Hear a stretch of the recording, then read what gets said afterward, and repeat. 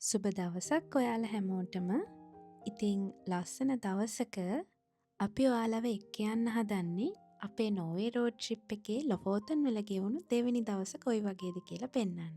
ඔයාලට මතක ඇති අපි හෙන්ඩින්ග්ස් ෆෙයර් කියලා දීවර ගමක් බලන්න උදේ ගියා.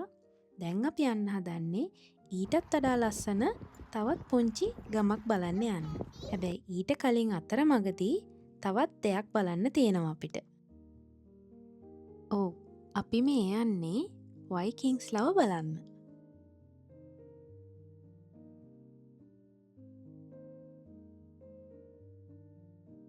අපි හැමෝම වයිකින්ස් ටීවී සිරීස් එක බලලා තියෙනවනේ. ඒ වුණාට ඔයාලා දන්නවද ඇත්තම වයිකින් වරු ජීවත් වුණේ කොහොමද කියලා? අද අපි ඔයාලව එක්ක යන්නේ මීට අවුරුදු 1000කට වඩා පරණ වයිකින් ලෝකෙකට.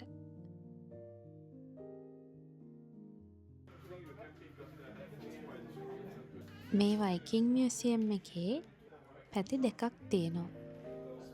එක පැත්තක සංරක්ෂණය කරපු පරණි කෞතුක භාණ්ඩ තියෙනවා. අනිත් පැත්තේ තියෙන්නේ වයිකින් මාලිගාවක්. අපි ගොඩක් ආසාවෙන් යන්නේ මේ වයිකින් මාලිගාව බලන්න.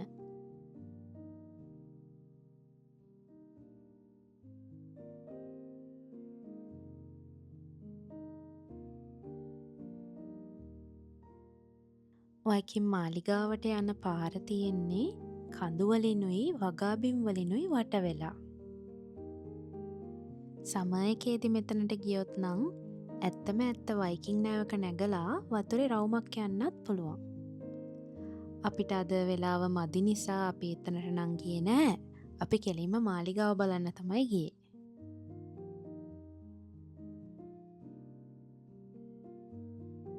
පාර දෙපැත්තේ කිරිහරක් අශ්වය වගේම ඌරු ගොවිපලකුත් තිබුණා. 1983 දී තමයි මේ පළාතේ ගොවියෙක් මේ වයිකින් මාලිගාවේ නටබුන් හොයාගෙන තියෙන්නේ.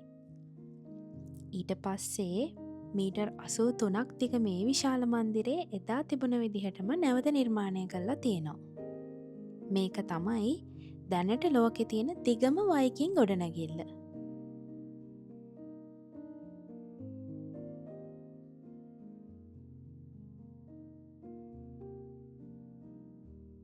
මෙතන තියෙන්නේ වයිකින් වරු එයාලගේ ඇඳුම් හදාගත්ත විදිය.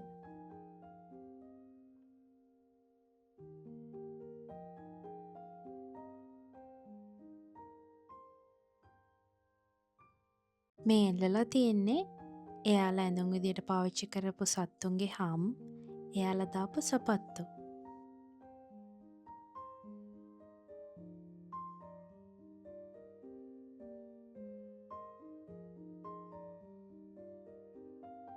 මේ බලන්නකෝ, එයාලා ඒ කාලේ වේවැල් ගෙතුමුත් කරලා තියෙනවා.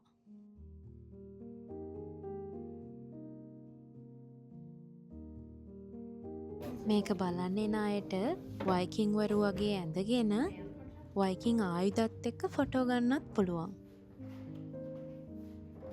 මෙතන තියෙන්නේ එයාලා ඒ කාලේ ගිනිමැල හදපු හැටි. වයිකින් වරු කෑම හදපු උපකරණ, කෑම වේලපු විදිය මෙතනින් අපිට බලන්න පුළුවන්. වයිකින් වරුන්ගේ නායකයා ඉඳගත්ත පුටුවෙත් අපිට ඉඳගන්න පුළුවන්. වයිකින් වරු ඇඳපු චිත්‍ර, එයාලා කරපු ලී කැටයම් මෙතනදී අපිට බලන්න පුළුවන්.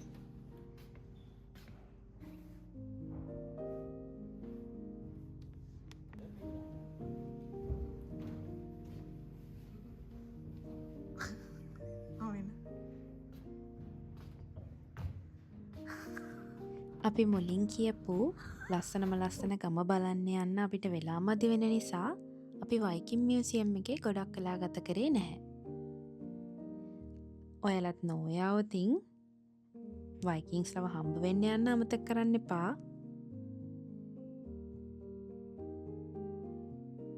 ටික දොරක ඩ්‍රයිව් එකකින් පස්සේ දැන් අපි කියපු ගමට ලං වෙලා තමයි තියෙන්නේ.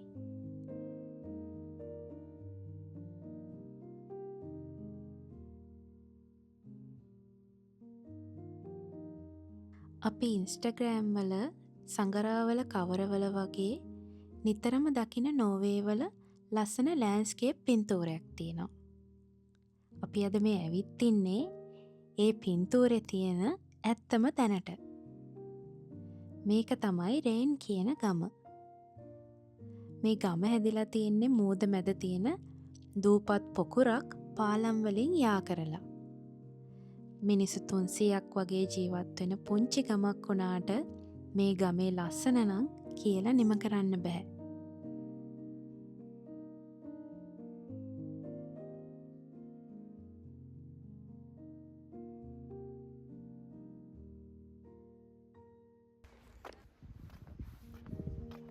මේ දකින රතුපාට පුංචි ගෙවල් වලට කියන්නේ රෝබර් නැත්තම් ෆිෂර්මන්ස් කැබින්ස් කියලා.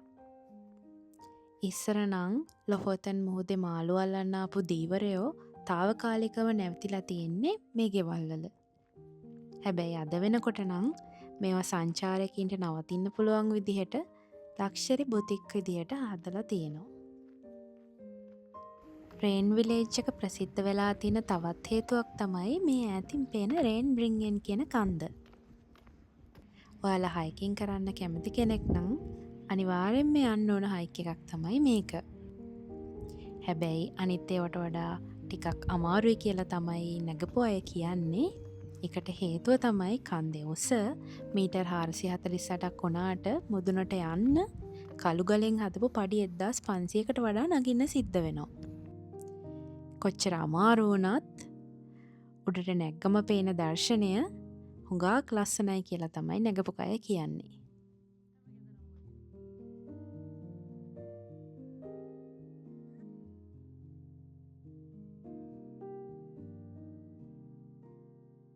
රේන් බ්‍රින්ගෙන් කන්ද ගාව තියෙන පුංචි දීවර වරායේ පොඩ්ඩක් වෙලා ඇවිදලා එතන වටපිටෙත් පොඩ්ඩක් වෙලා ගත කරලා අපි ගමේ ඇවිදින්න පිටත් වුණා.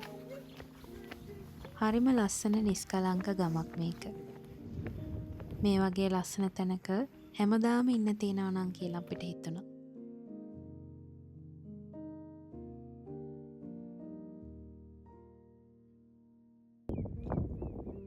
ගොඩබිමෙන් වගේම මුහුද පැත්තෙනුත් මේ ගම දකිද්දි තවත් ලස්සනයි.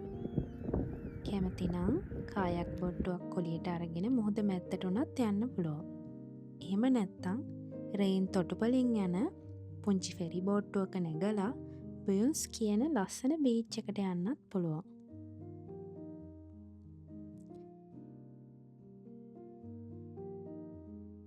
මේ ලස්සන ගමට සුබ ගමන් කියලා අපි යන්න පිටත් වුණා. අද ගෙදර යන ගමන් සුදු වැලි පිරුණු ලස්සන බීච් එකක් බලන්නත් අපි යන්න හිතාගෙන ඉන්නවා.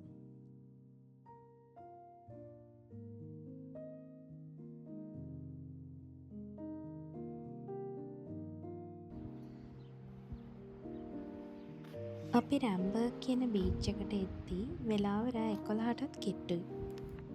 ඒ තිර බහින්නේ නැති නිසා මුළු දවසෙම දවල් වගේම එළියේ තියෙනවා.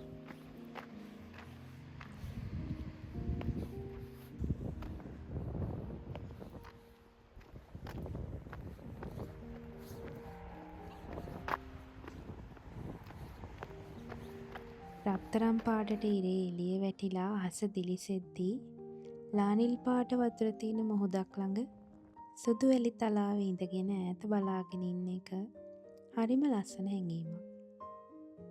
කොයිතරම් බලන් හිටියත් එපා වෙන්නේ නැති දේවල් වලින් එකක් තමයි මුහුද කියන්නේ. කඳුවල හැපිලා මීදුමක් ගලනවා වගේ වලාකුළු පාවෙද්දී මේ මුහුද අයිනට වෙලා අපි ගොඩාක් වෙලා හිටියා.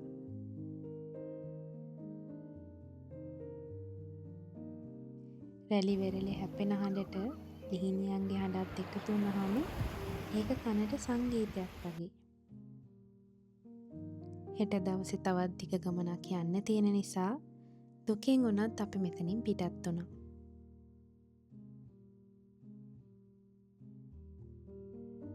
තව ලස්සන වීඩියෝ එකකින් ආයෙ හමු වෙන බලාපොරොත්තුවෙන් අදට අපි සමුගන්නවා. එහෙනම් එතකන් ගිහින් එන්නම්.